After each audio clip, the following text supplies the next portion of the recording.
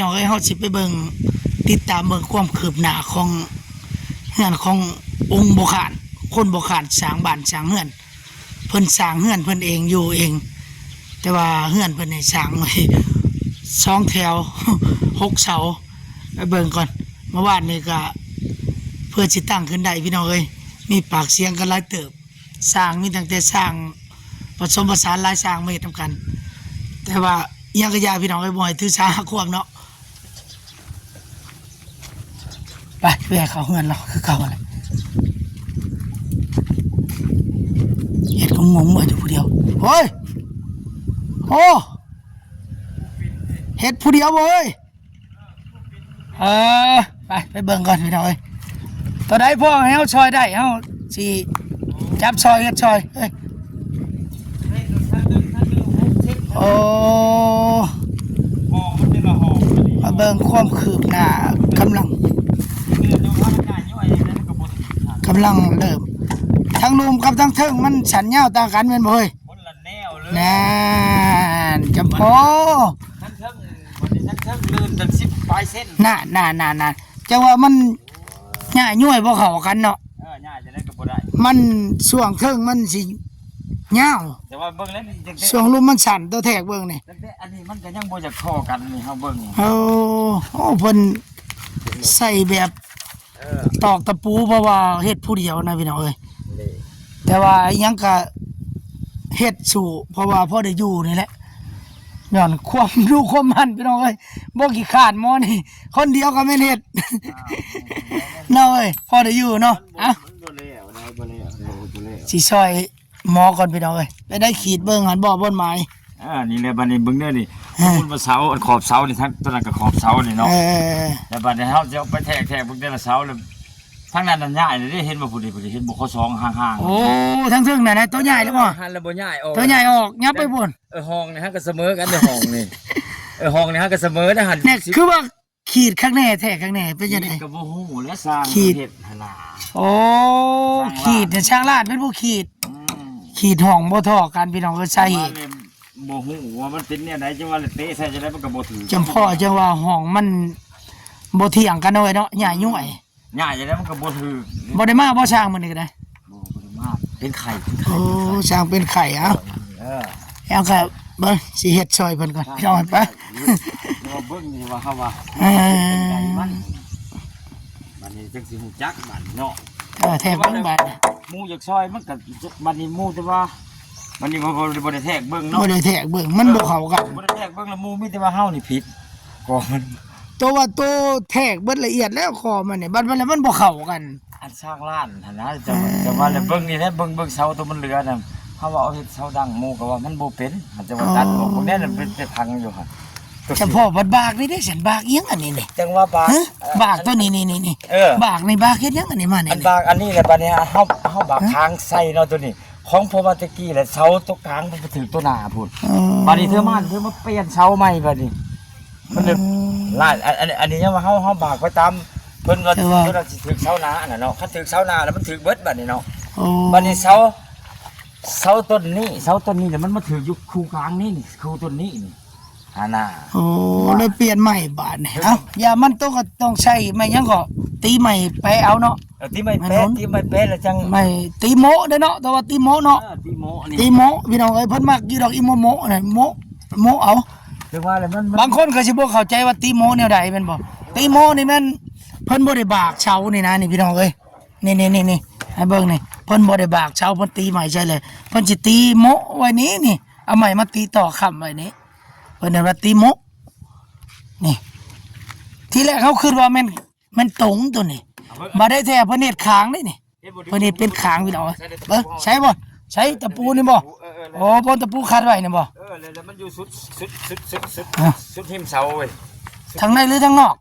ทางนอกแล้วทางนอกบ่จะฮอดมันได้นี่มันกว้างออกบ่นี่กว้างแล้วเว้ยยังประมาณ2นิ้วมือนี่ๆถ้าเกิดมันแทงมันตัวนี้ที่มันสำคัญอยู่บ่สำคัญมันสำคัญบ่นี่เนาะมันนี่เห็นบ่โอ้สิทำมันบ่เข่งบ่เว้ยเข่งแล้วนี่นี่เนาะนี่เอาไปบัดนี้ข้างนี้กับข้างนี้เบิ่งมาเอาเพิ่นบ่ไล่ไปเรื่อยๆแต่แทกเสมอกันเอา อย่างน้อยหนึ่งนะเอ้ย นั่น อ๋อคัน ออกหันเนาะ บ่เชือกเว้ยมันดึงเข่งมันก็พอดีอยู่เว้ยน่ะ บ่เลยดึง บ่ได้เฮ้ยเชือกนี่มันดึงฮะก็พอดีอยู่ฮะ คันว่าพอดีแล้วก็ดึงให้มันดึงซ้ำเก่า ดึงสิคือเชือกตั้งเทื่อมันยืดออกอีกเด้อเอาใหม่เป็นยังเอ้ยเอาใหม่นะเอ้ยมันยังบ่ยืด บ่ อันนี้มันยืดตั้งเทื่อดึงแห้งมันยืดเอาใหม่เบิ่งเอา นี่เนาะ เออ แต่ว่าแล้วว่าจะมาถามข้อคิดเห็นนำกันแต่ว่าจะว่าเฮาเลย ตัวนี้นี่ได้แบบแล้วเอาตัวนี้เป็นแบบแล้วเนาะ เอาตัวนี้เป็นแบบนี้ห้องนี่มันซ้ำกันเลยห้องตัวนี้เนาะเว้ยเนาะห้องตัวนี้ฮักกันแล้วบ้านนี่เอาขีดเอามันจะเคียงบ่เท่แต่จะต้องขีดเอาโดดเอาบรรทัดขีดโดดนี่มันเอาขีดนี่บ้านนี้เด้อนี่เอามันเบิ้งเนาะนี่เที่ยงบ่มันลื่นร้ายปานใด บ่ได้ลื่น บ่ได้ลื่นไปที่แล้ว ช้ำเล็บน้อยหนึงนะคัน จำนั่นแหละ ได้ เอา เนาะ นี่ โอ้ นะ โอ้ยเฮ็ดเรียกแล้ว วันนี้เพิ่นก็จะมาจังหวัดหมู่บ้านนี่ย้ายห้องนี่ถึงแล้วเรื่องจังหวัดย้ายห้องถึงแล้วบ้าน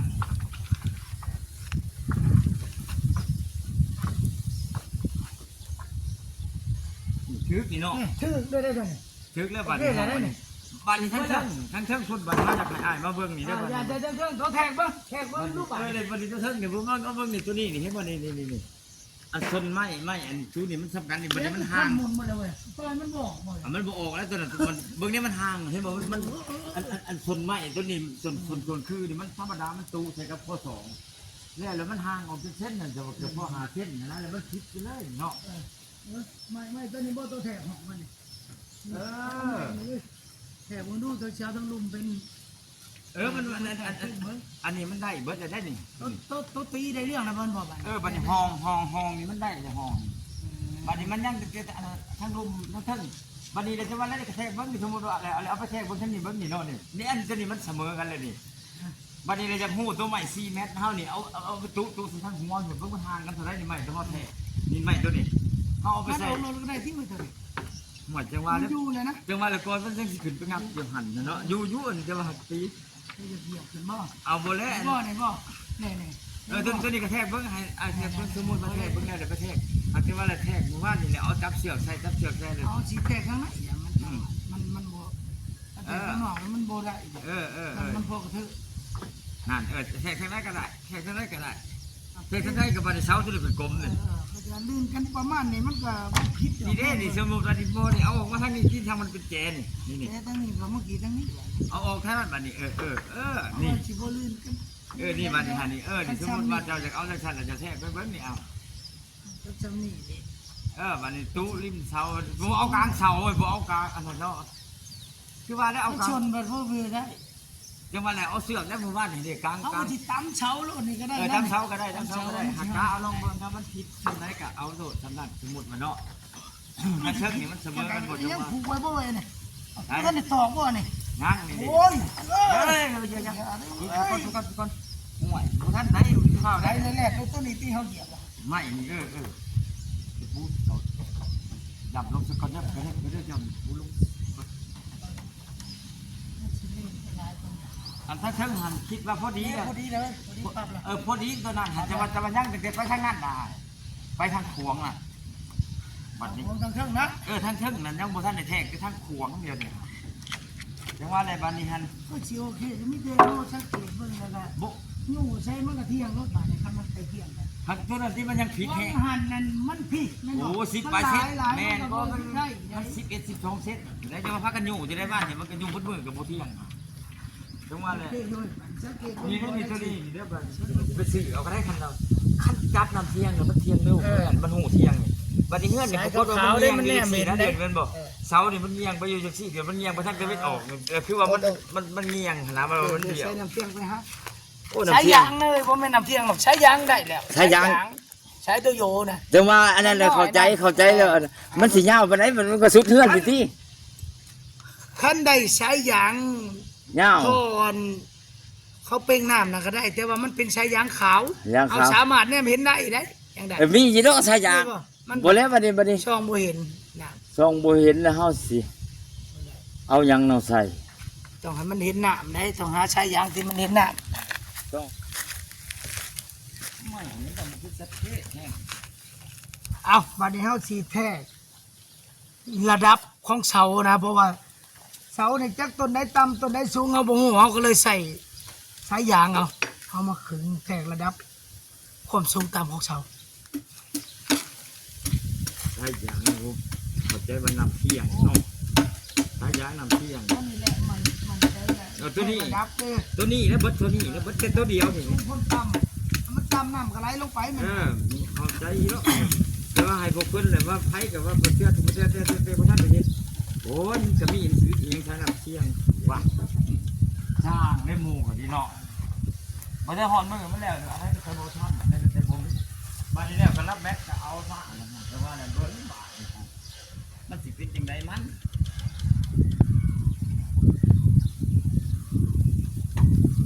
นักจะเอาไก่เป็นอยู่บ่ว่าเพิ่น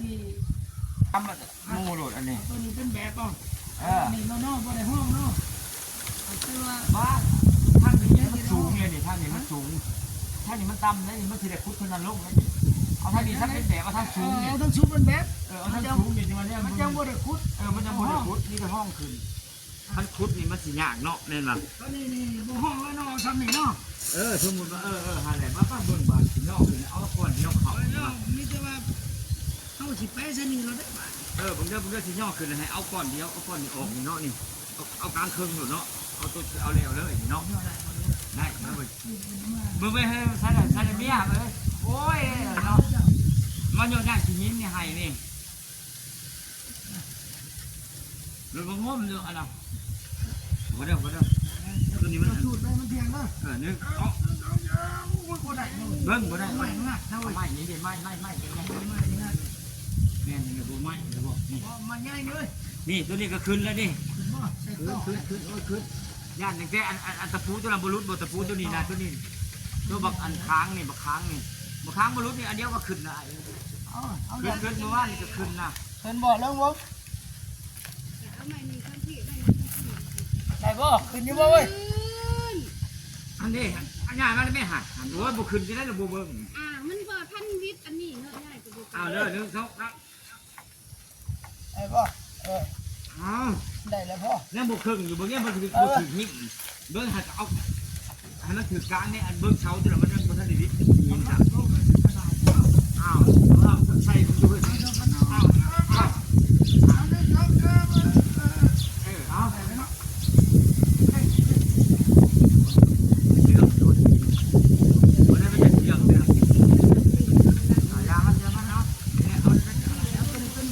เอาเอาตัวนี้เนี่ยเป็นแบบนั้นเพราะว่ากระหันน่ะมันสิได้ขุดเนาะเนี่ยเบิ่งคือตัวนี้สูงกว่าหมู่เนาะคันบ่เทื่อนั้นตัวได้สูงหรือจังเอาตัวนั้นเป็นสูงเป็นแบบ เฮาสิเอาตัวนี้เป็นแบบมันขึ้นในโตนั่นเนี่ยไม้ขีดน้ำเด้อ ใช่แหละอันนั้นมัน ไป เอามันนี่ฮะยังจะกินใส่ซอสแดงๆให้ดีเฮ็ดแม่นบ่มีแล้วบ่ ผมมีเฮาสิแปะโลดนี่ให้โตเป็นผู้คิดของเฮาเอาตั้งตีนตัวนี้เราได้นี่ฮะ เอาแปะซะนี่เราได้เป็นระดับ ได้แป้แต่สุดท้ายแล้วกินนะครับมันก็มาเสียนั่นเลยเนาะ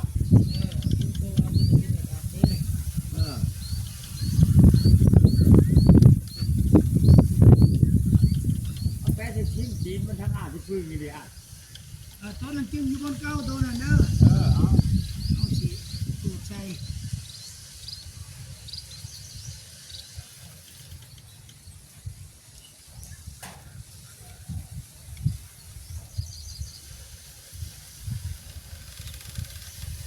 เอาตัวมันชื่อใช้หนามบาน มันอยู่ตีนแล้วตัวนี้มันจะเสมอกันเลยนะ ตัวฮะ นี่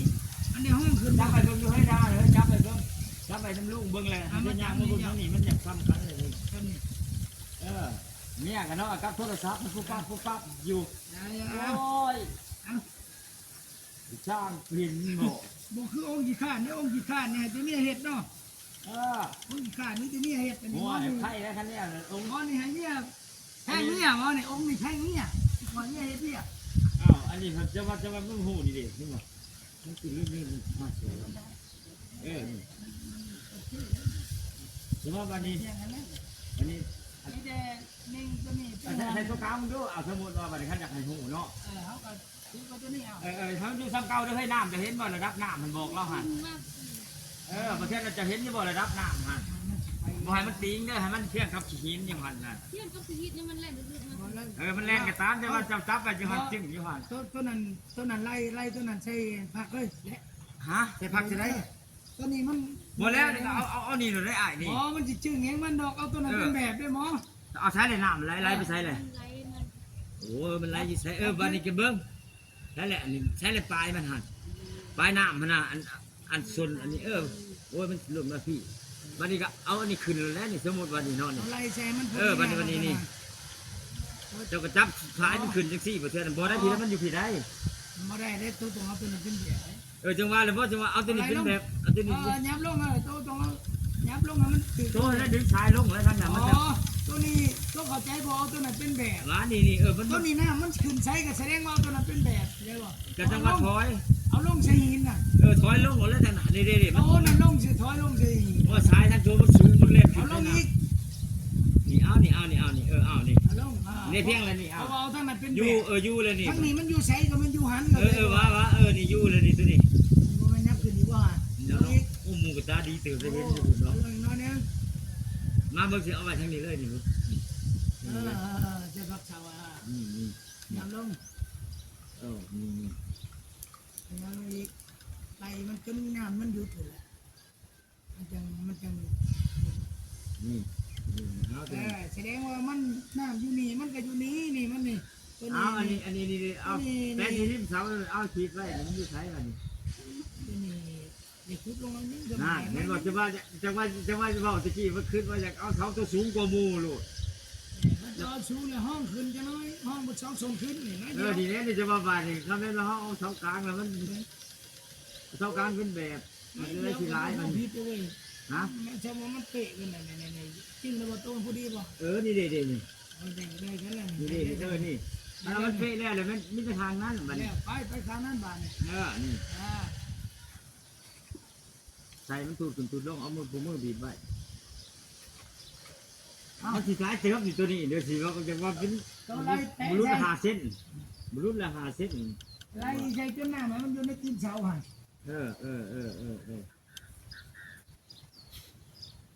มันนี้แล้วถ้ามีน้ำเที่ยงบริคือจะว่าละมูหรือว่าเป็นสร้างบริวารน้ำเที่ยงมิตรกะเอากาตาเอาหัวมันบุกอยู่แต่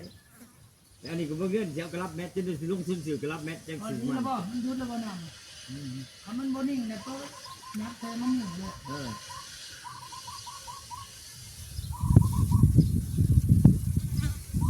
นี่ นิ่งแล้วบ่ อย่างนี้เนาะ นิ่งแล้วมันบ่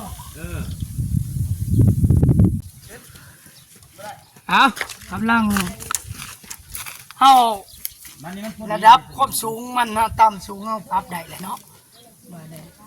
โอ้ยบอกเอาไม่คอมาเบิ่งสักก่อนไม่คอนี่มากเลยตีดีการเป่า เอากระจังหวะมาจับให้ ได้เนี่ยจับน้ำนี่ดอกบานนี่เนี่ยเพิ่นก็มาจับซอยเอาเอ้ยบัด เรื่องว่าใช้เลยคอนี่หัน ข้อ ไป อยู่ใกล้ๆอยู่ ผมแม่น้าคออันนี้นะ เด้ข้อตัวหนึ่งก็อยู่นี่เด้ นี่ ค่อยว่าข้อนฟังหลังแล้วบ่ฟังอีหยัง มันบ่ฟังอีหยังก็จังว่าเห็นแล้วก็ถามผมจะบ่บอกไปเอาเนาะมันใช้เลยนี่มันเอาเทียงกับอันนี้ได้นี่ครับคุณค้างลุงเอาลุงได้กับค้างนี่ได้กับหัวค้างหักกับหัวตัวนี้นี่นี่ เอ้ย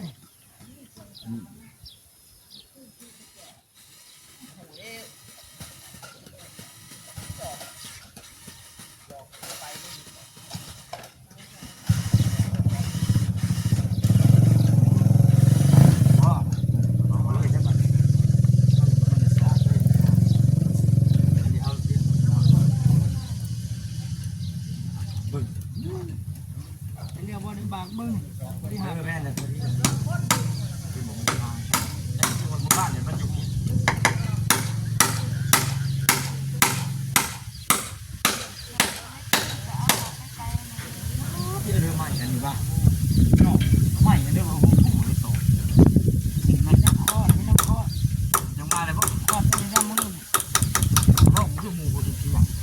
มันบุกการดินแต่ว่าเฮาปลานามันเที่ยงเลยนี่เนาะมันว่านมันนี่มันเที่ยงอยู่นี่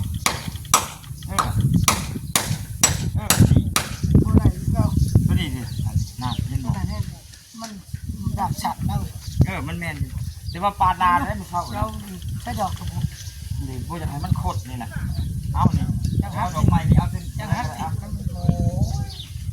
บ่ได้ซีเอาเดี๋ยวสายไฟน้ำมาบ่เคยเป็นเดือนนะยี่โตบาทมันขายเนาะมันบัดเป้าก่อนตัวปลานาเที่ยงแล้วปลานาเล่นบุกเขานะ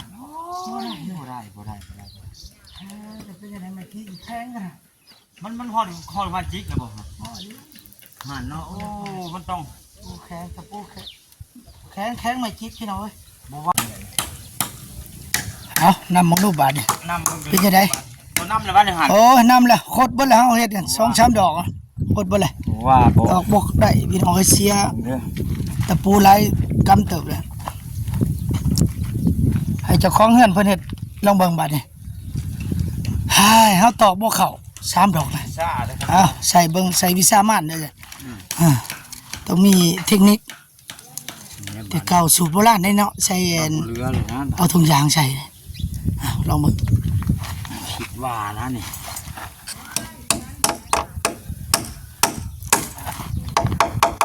เอาเขาบ่ไปไหนเอาเบิ่งเอาคักๆเบิ่งเบิดคู่เบิดบาเบิ่งเป็นจังไดอึ๊บเอา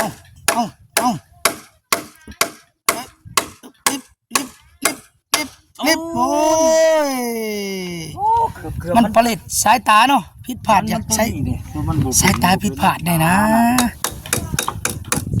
ใส่เว้นขยายพระเจ้าเคยเห็น2 อัน บ่ใส่เพิ่นเห็น อ๋อ บ่ใส่เพิ่นแห้งไกลเด้อใส่ อ๋อ บ่ใส่เหลี่ยมนึงเป็นเหลี่ยมนึงหรือก้อนนี่เนาะ แม่นแหละใช้เอา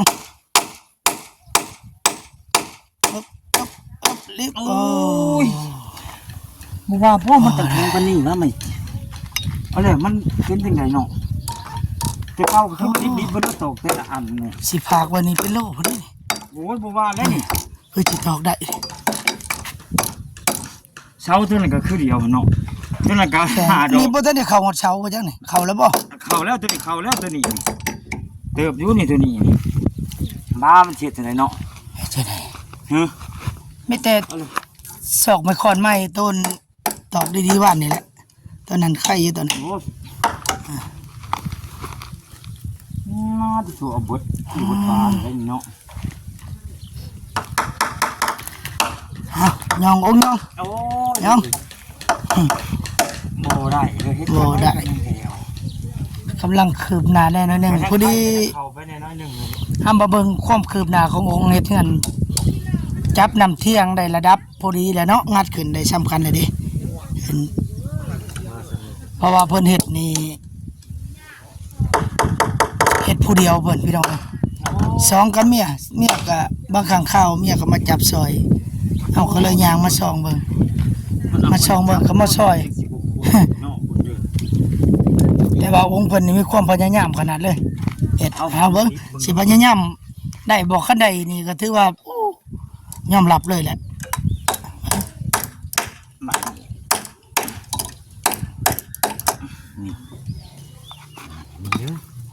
ถือว่าแต่เก่านี่บ่สู่ความซูซี่ขององค์นะองค์ซูซี่จนได้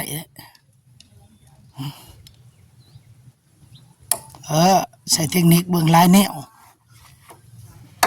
เอาครีมหลอกไว้อ๊บ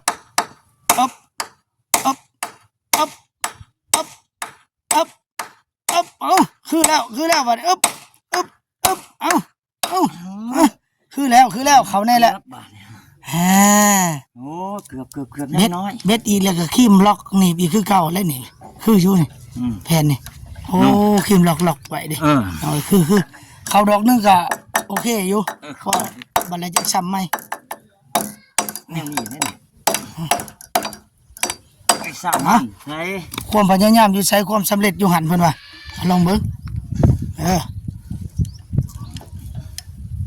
ใส่ล็อก มียเพิ่นก็มานั่งเป็นกำลังใจให้ว่างั้นก็ได้ ใครอยู่ดอกเคยมีกำลังใจเฮ็ดเพราะว่าเมียเพิ่นนี่เออ กับคนแห้ง เออเอา เอ้า คันตอกลิฟต์ได้นี่เมียว่าสิอนุญาตให้เพิ่มอีก2คนเมียก็ได้ เนาะ ฮะ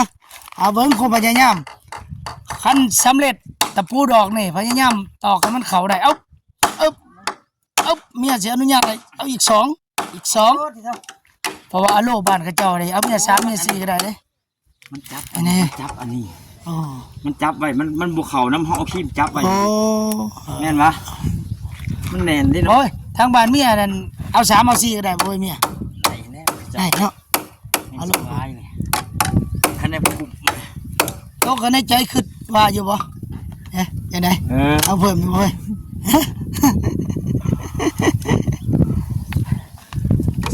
สร้างหลังนี่แล้วก็พอดีแล้วเอาเพิ่มเลยจัก2คนนี่เนาะเว้ย ยังวะ ไปเอามาแต่พุ่นและบ้านนี่ยังก็บ้านเมียบ้านเก่าเมือง เสียง เมืองบริคันแขวงบริคำไส้ อ่ะเอาพยายามตอกตะปูดอกนี่เขาแล้วแม่นเมียเสียอนุญาตให้เอาเมียเพิ่มอีก2ว่าจันนี่ๆเมียเพิ่นนั่งอยู่ เอาเฮ็ดบ่น้องชายเย็บอันนี้เป็นน้องชายเฮาแต่ว่าอายุเพิ่นอาจจะลื่นเฮาแต่ว่าในน้ำน้องเฮาแม่หมอนี่เป็นน้องแม่เฮานะ ผู้หนึงแก่ศาสตร์ผู้หนึงแก่คุณผู้หนึงแก่อายุนี่เอาฮึบเบิ่ง ยัง เขาบ่จำนี่ได้เพิ่มอีกผู้หนึงเด้คันเขาจำนี่ได้เพิ่ม2 มาใส่ละผ้าก้อน ได้ผ้าเด้ ผ้าเดี๋ยวว่าบานนี่ผ้าอยู่ ผ้าอยู่ใช้บาทนี่ฮะมื้อ เดี๋ยวว่าเลยนี่ ใช้เลย ผมเห็นรถผ้าแล้วบาน เห็นผ้าแล้วฮะผ้าก่อนพี่น้อง ผ้าตีนี่มัน อยู่ จั ทาง ง ใด ไปเบิ่งผ้าให้ได้ด้วยเมียก็เลยนั่งยิ้มอยู่ ผ้าอยู่พี่เมียก็มาเป็นกำลังใจให้แน่อยู่ว่างใดเด้ ซุ้มไผ่ที่บ่แล้ว ซุ้มไผ่ นั่งเบิ่งสิ โอ้เฮ้ยนี่โอ้ยตาเราดีขยาแล้ว กันเป็นเบิ่งทางบ่ อย่าเราสิให้เพิ่มมีอยู่2คนมั้งเราสิให้เอาเมียเพิ่ม2คนใจดีพวกนี้ม่งบ่ว่าหรือเมื่อยเว้ยเมื่อยเนาะพอเมื่อยหมอลำใบบัวเผาเมื่อยใจดีคักคันสั่งเพื่อนหลังนี่ให้แล้วนี่เพิ่นเอาญาติให้เอาเมียมาเติมอีก2แล้วนะเมื่อยหมอลำเมื่อยเนาะจะว่าพยายามอยู่ขนาดเลยดอกเดียวนี่ธรรมดานี่เอาทิมแล้วก็ได้แต่ว่าเพิ่นอยากได้เมียเพิ่มนี่เมียเติมได้เมียพยายามคันตอกลิฟต์นี่แม่นได้เพิ่ม2นะเมียอนุญาตให้ เนาะ จะว่าเอาใจใส่ขนาดนั้นเว้ยคันว่าเมียเพิ่มเมียเติมนี่เนาะของมักแท้ แห้งเลยนะครับ ๆนี่แหละไอ้หนุ่มในตำนานพี่น้องเอ้ยเมียนี่ผ่านมานี่หลายนะ ลูกนี่มีคู่แข่งเฉพาะเมืองลาวนี่17 18แขวงนี่มีเบิดเนี่ยเอาผู้ใดเขาเบิ่งคลิปนี่ผู้ใดรู้สึกว่าเป็นเมียเก่าของหมอก็ทักมาได้เด้อ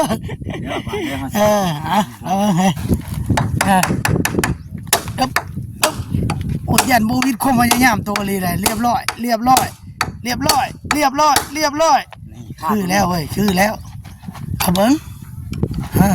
ว่า เอาอีกนี่อยากลิฟต์เลยได้อยากลิฟต์เลยได้บ่สู้ความพยายาม มันลิบอีหลีได้เว้ยตัวนี้ อันนี้แหละเพิ่นว่าความพยายามอยู่ใส่ความสำเร็จอยู่หั่น มันสิลิบอีหลีได้ ลิบโอ้ยยังน้อยเดียว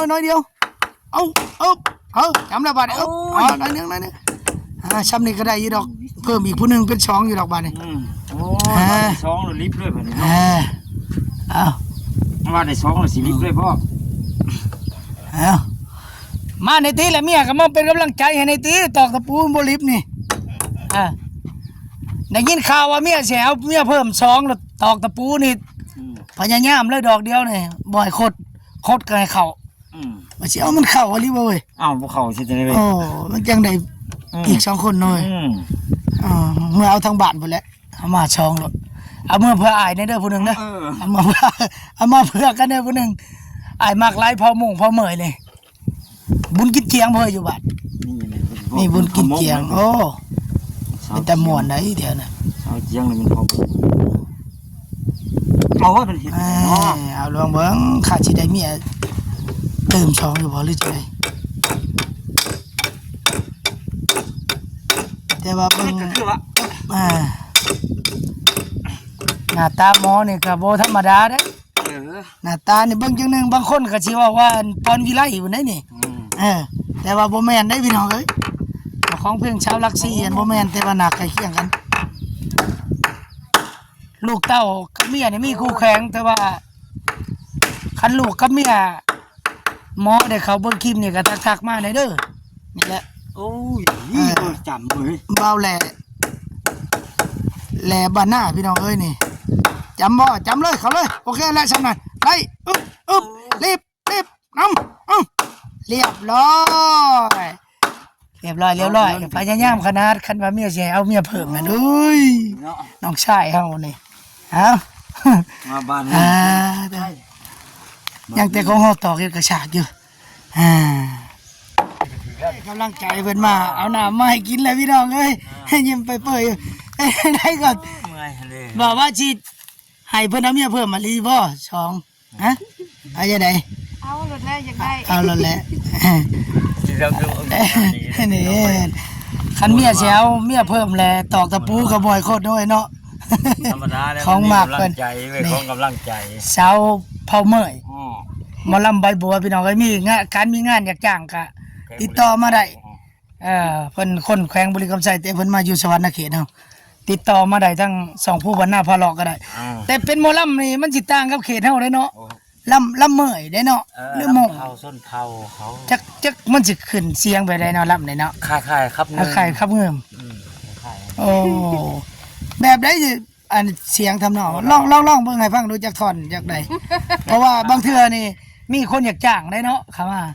อันนี้เพิ่นเป็นหมอ ทั้งทางโทรศัพท์ โอ้ในโทรศัพท์ก็มี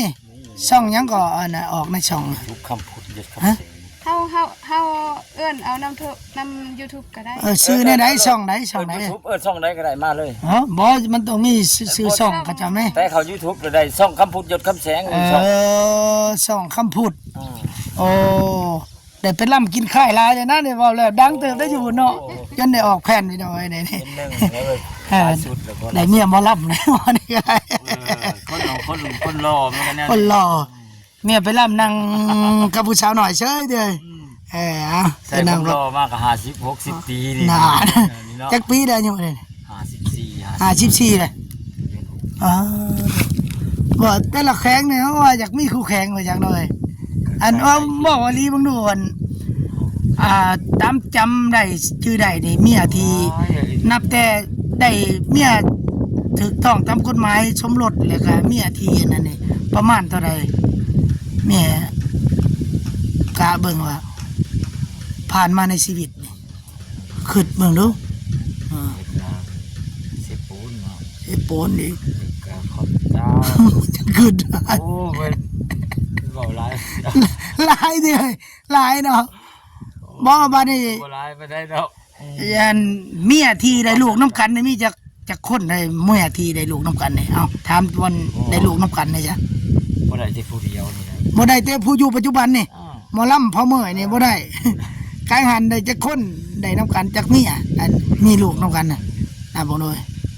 4สิปูนเนาะ แล้วก็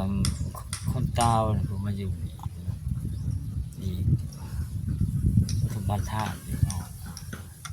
โอ้ยอยากรีบ เอาเล่าไป โอ้ จักคน อาสนั่นแต่ว่ามันก็บ่เก่ง ถ้าประมาณเท่าใดแหละเรามาหวานได้จักคนน่ะฮอดแล้วบ่10บ่มาหวานน่ะ บ่หอดเลยหอด บ่ฮอดเนาะที่ว่าได้ลูกน้ำกันเนาะ หอด แต่ว่าเอาเมียที่บ่ได้ลูกน้ำกัน เอาแบบบ่ได้จดทะเบียนสมรสนี่หลายว่าจังซะหลายเนาะนั่นเนาะ อ่ะโอเคพี่น้องก็สัมภาษณ์เพิ่นเล่น โอ้ย ๆน้องชายพี่น้องเอ้ยเอาจังน้อยก็แล้วดอกบ่วิดความพยายามดอกความพยายามอยู่ใช้ความสำเร็จอยู่หั่นเพิ่นก็สิเฮ็ดกับเมียเพิ่นนั่นแหละจังน้อยเฮาก็สิ มาซอยเพิ่นซ้ำนี่แหละพี่น้องเอ้ยมื้อหน้าก็สิมาจอบบ่เพิ่นอีกอ้าวคอยเฮ็ดไปเด้อน้องเด้อยังก็ได้สิวทนขาดเรือเนี่ยได้คันอายมีอายก็สิมาซอยแต่ว่าตัวใดขาดตกบกพร่องก็คันมีก็ซอยเอาฝากทั้ง24เพิ่นเด้อพี่น้องเด้อคันมีหยังก็ทักมาซอยๆเพิ่นแน่ก็ได้บางเทื่อว่าอยากซอยเพิ่นเนาะบ่ได้มาซอยด้วยเหงื่อแห้งก็เป็นวัตถุก็ได้เนาะจิตน้ำใจก็ได้เนาะโอเคสำนี้ได้น้องชายเด้อไอ้ก็มาจอบมาช่องเมืองพ่อบ่ได้นั่นดอกจังน้อยก็สิมาช่องเมืองอีกความคืบหน้าของน้องชายเนาะบางเทื่อก็มีปากมีเสียงกันได้พี่น้องเอ้ยเวลาเฮ็ดแต่บ่ได้ถือสากันนะเป็นนิสัยของชุมเฮานี่พี่น้องเอ้ยมักเว้าแห้งใส่กันดอกบ่แม่นเถียงกันเด้อพี่น้องเอ้ยบางเทื่อก็เฮาก็บ่ลงร้อยเพิ่นก็บ่ลงเฮาเด้อไผก็ว่าแม่นความไผเนาะก็บ่เป็นหยังแต่สุดท้ายก็ลงเอยกันได้ดีก็ถึกเบิดคือกันก็เฮาสิไปหน้านี่แหละไปทางโค้งก็ถึกเถียงหน้าแต่ว่าไปทางลัดก็ถึกเนาะก็สิเป็นประมาณนั้นพี่น้องเอ้ยโอเคสำหรับคลิปนี้ก็ฝากจังนี้ก่อนพี่น้องเอ้ย